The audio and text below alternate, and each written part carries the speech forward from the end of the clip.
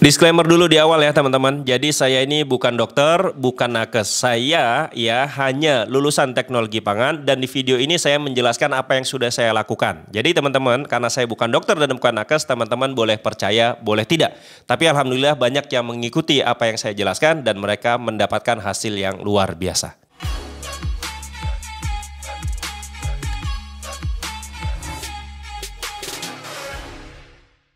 Halo teman-teman sekalian, berjumpa lagi dengan saya Bang Seha ya. Terima kasih sudah hadir di video saya. Ini saya bacakan komentar lagi dari seorang yang mampir ke video saya, katanya begini. Bener Bang, sebelum saya pola makan sehat, apapun dimakan, sehari BAB rutin. Dan saya pikir itu sehat. Dan sekarang pola makan sehat, sudah no karbo, no minyak, tepung dan lain-lain. BAB saya nggak setiap hari, malah 3 hari sekali. Nah ini beliau komen di salah satu video saya yang berjudul nggak makan nasi baratnya jadi susah dan keras gitu ya.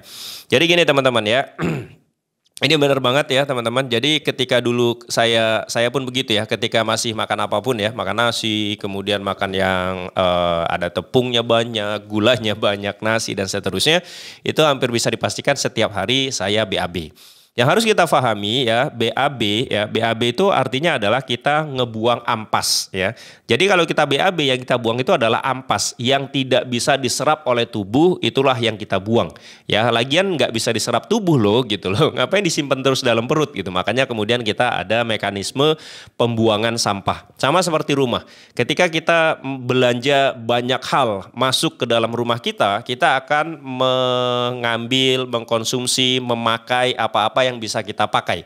Yang tidak kita pakai maka kita akan buang keluar rumah dalam bentuk sampah. Jadi ini harus kita pahami, yang pertama adalah kalau kita BAB yang kita buang itu sampah. Jadi kalau misalkan kita setiap hari BAB, artinya setiap hari pula yang kita masukkan ke dalam tubuh kita adalah sebagian besar sampah. Ya, nah ketika saya sudah mengubah pola makan menjadi ketofastosis, saya makan hanya yang hewani saja, kemudian menghindari atau tidak sama sekali nasi, gula dan tepung, kemudian BAB saya itu menjadi kadang 3 hari baru BAB atau kadang 4 hari dan seterusnya. Ya, dan ini adalah kemudian kalau kita benar mikirnya berarti selama ini yang saya makan itu kebanyakan adalah memang yang bisa diserap tubuh, sampahnya cuma dikit sehingga kemudian BAB-nya juga menjadi tidak setiap hari. Ini asumsi pertama yang harus teman-teman pahami, bahwa kalau kita BAB setiap hari, kalau BAB-nya setiap hari udah itu banyak lagi ya, maka sampahnya banyak sekali. Nah kemudian yang kedua saya akan tunjukin ya ada nutrition fact ya, saya akan tunjukin sebagai perbandingan saja. Yang pertama saya tunjukin itu ada nutrition fact dari 100 gram kangkung. Oke, ada 100 gram kangkung. Nah, kemudian nanti saya akan tunjukkan lagi ada nutrition fact dari 100 gram sapi. Jadi sama-sama 100 gram nih ya, sama-sama 100 gram biar fair kan. Kalau saya bandinginnya beda gramnya, beda masanya atau beda beratnya, itu berarti kan nggak fair. Tapi ini fair ya, 100 gram sayur kangkung dan 100 gram sapi. Saya mulai dari yang kangkung ya. Kalau kita lihat di kangkung itu, kita lihat di sini karbohidratnya itu ada 3,14 gram. Berarti 3,14 gram. Lalu proteinnya 2,6 gram. Itu kalau dijumlahin itu sudah 5,74. Berarti 5,74 gram. Tambahin lagi dengan lemak. Lemaknya ada tidak di kangkung? Tidak ada ya. Vitamin A, kalori, karbohidrat, protein, serat, folat. Ada serat. Seratnya 2,1 gram. Nah kemudian kalau dijumlahin lagi berarti berapa? Tadi kan 5,7, berarti sekarang tambah 2,1 berarti 7,84. Berarti 7,84 gram.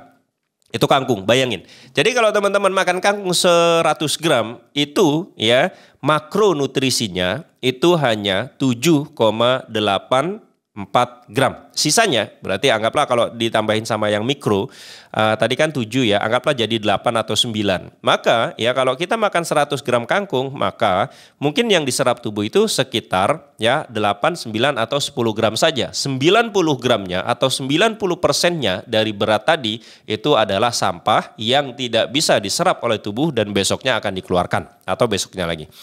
Nah ini kenapa saya hitung begitu? Jadi teman-teman harus paham ya, kalau kita makan sesuatu ya, kangkung kangkung masuk ke dalam tubuh kita, nasi masuk ke dalam tubuh kita, atau makanan apapun yang masuk ke dalam tubuh kita, di dalam tubuh itu akan dicerna menjadi makronutrisi dan mikronutrisi. Ya, makronutrisi itu yang satuannya adalah gram, karbohidrat, protein, lemak, dan seterusnya. Nah, itu yang akan diserap oleh tubuh gitu loh. Jadi kalau kita makan daging sama makan kangkung, nanti diserap tubuhnya bukan daging dan kangkungnya, tapi yang diserap tubuh adalah nutrisi di dalamnya. Nah, kangkung itu ada nutrisinya sama seperti daging, cuma beda beratnya saja gitu. Nah, jadi ini sudah bisa dilihat bahwa 100 gram kangkung itu karbohidrat sama proteinnya 5, sekian persen gram. Serat itu 2,1 gram. Mohon maaf, serat 2,1 gram ini itu pun tidak diserap ya. Mohon maaf ya, saya ralat. Jadi ada serat 2,1 gram, itu serat itu hanya untuk memenuhi volume yang ada di usus, kemudian nanti akan memperlancar BAB kita. Makanya kalau kita makan sayur, buah-buahan dan seterusnya yang kaya akan serat, maka itu memperlancar BAB. Ya, memperlancar BAB itu artinya memperlancar pembuangan sampah kita, ya itu saja, tapi tidak diserap tubuh. Jadi serat ini tidak diserap tubuh, tidak tidak dicerna oleh tubuh. Jadi serat itu nggak bisa dicerna oleh tubuh. Sehingga saya ralat dalam kangkung 100 gram itu yang bisa diserap tubuh makronutrisinya protein dan karbohidrat. Jumlahnya 5,74 gram. Artinya 90 gramnya, 90 gram lebih, 94 lebih mungkin bahkan itu nanti akan ikut terbuang oleh feses. Jadi bayangin makan 100 gram itu cuma 5 gram tuh yang diserap tubuh. Ya. Nah, ini menandakan apa? Menandakan bahwa banyak yang tidak bisa diserapnya. Sehingga kalau kita makannya adalah sayur-sayuran itu pasti banyak yang kemudian terbuang besoknya. Tapi yang diserap tubuh sebagai nutrisi itu sedikit. Nah, sekarang kita bandingkan dengan yang daging sapi. Ini sama-sama 100 gram ya teman-teman.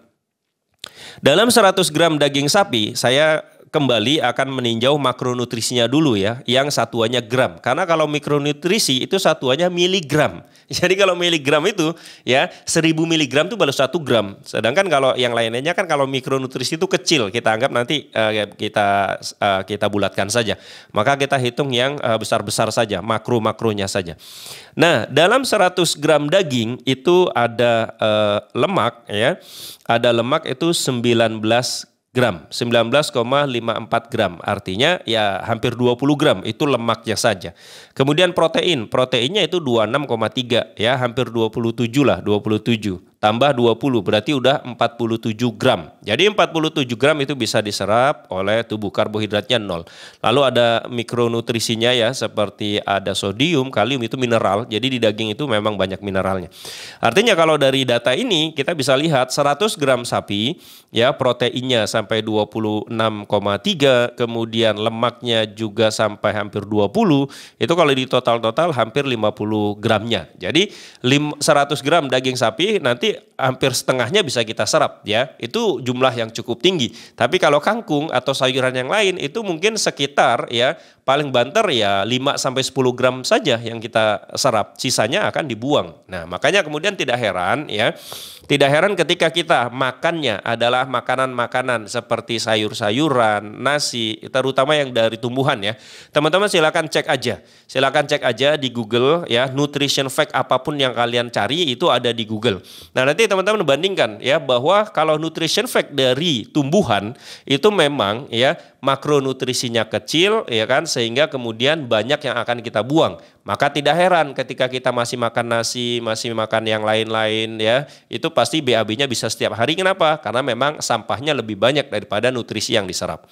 Tapi kalau kita makannya beralih menjadi makanan yang hewani-hewani saja, misalkan makan daging, makan telur, makan seafood, makan apapun itu yang berasal dari hewan, maka kemudian itu makronutrisinya sama mikronutrisinya ya, nutrisinya itu jauh lebih banyak, sehingga lebih banyak yang diserap oleh tubuh, kemudian sampahnya menjadi volumenya lebih sedikit. Nah, kemudian karena volumenya lebih sedikit, BAB-nya menjadi nggak perlu setiap hari gitu loh. Ya, nah dulu ketika saya belum paham juga saya pikir, wah saya BAB-nya 3 hari baru BAB gitu. Saya pikir, wah ini bahaya nggak ya? Saya googling, saya cari, kemudian nanya sana sini, ya ternyata BAB setiap hari itu tidak menandakan lebih sehat daripada BAB 3 hari sekali. Jadi mau setiap hari BAB ya tidak indikator kesehatan lah. Jadi seringnya kita BAB itu bukan indikator kesehatan. Ya, itu kalau teman-teman cari dimanapun tidak ada indikator kesehatan itu, wah BAB setiap hari. Nah itu nggak ada. BAB setiap hari itu menandakan bahwa banyak sampah yang masuk sehingga setiap hari harus dikeluarkan. Itu saja. Ya, ini semoga menjadi manfaat buat kita semua. Ya, terima kasih sudah menonton. Jangan lupa subscribe. Kita bertemu di video yang lain. Bye bye.